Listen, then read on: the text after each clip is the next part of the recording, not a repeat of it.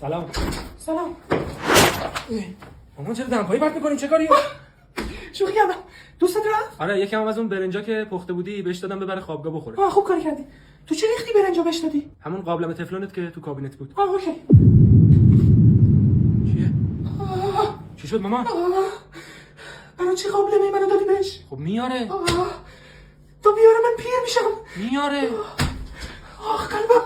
مامان قابلمه قشنگم رفت. یعنی چه میاره؟ خب چرا اینجوری میکنی؟ حافظه قابلمه تفلونه من. مامان بله. این پتوی منو میشوری؟ باشه. کو پتوت؟ پتوت کو؟ اینه. شده؟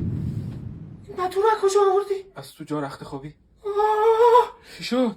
اون پتو نابود. گذاشته بودم برای مهمون. چیزیش نمیشه که انداختم رو خودم. تو منو نابود کردی. قلبم. بخوابم بعد پا میشم میذارم سر جاش.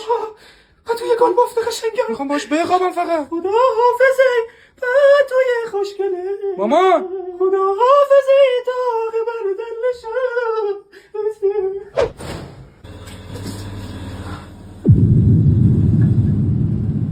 تو تنها نمیمانی.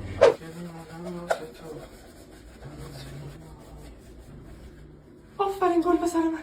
دست درد نکنه. قربونت مامان جان وظیفمه. فقط آخر سر کارت تموم شد سینک ظرفشویی یه دستمال بکش. دستمال برای چی؟ کثیف نیست که. چی؟ دستمال برای چی بکشم؟ آب ریخته دیگه خوش میشه. لک بشه خوش بشه لک میشه. بعد باید 2 ساعت دستمال به صابون چیز دستمال بکش. ول کن دیگه لک نمیشه که آب خوش میشه.